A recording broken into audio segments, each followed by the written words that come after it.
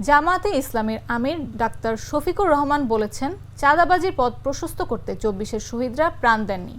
দোহাই লাগে এসব বন্ধ করুন, শহীদদের রক্ত যেন বৃথা না যায়। এসব করলে শহীদদের রক্তের অসম্মান হবে।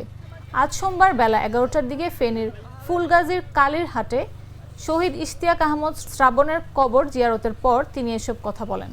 জেলার পরশুরামের বল্লারমুখ বাঁধ পরিদর্শনে যাওয়ার পথে শহীদ ইশতিয়াকের কবর জিয়ারত করেন জামায়াতের আমির। পরে শহীদ ইশতিয়াকের পরিবার ও আত্মীয়স্বজনদের সঙ্গে সাক্ষাৎ করেন তিনি।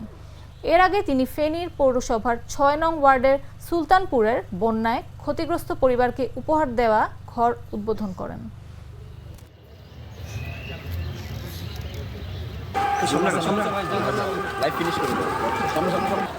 ৫ আগস্টের পরে আপনাদের ফেনীতে কোনো চাঁদাবাজি হয় না?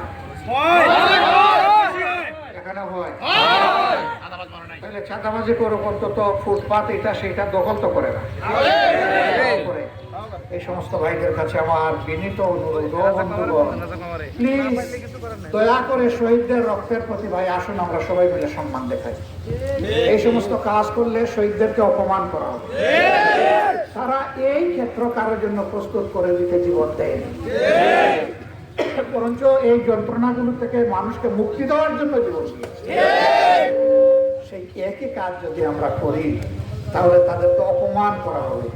দয়া করে শহীদদেরকে অপমান করবেন না, পঙ্গুদেরকে অপমান করবেন না, গুম হওয়া যারা তাদেরকে অপমান করবেন না। সবাই আসেন আমরা ভালোর দিকে ফিরে আসি, ভালোর জন্য আমরা ঐক্যবদ্ধ হই। আর ভালোর কেন্দ্রবিন্দু হচ্ছে আল্লাহর কোরআন। আল্লাহর কোরআন ছাড়া ভালো কিছু কেউ দিতে পারে নাই।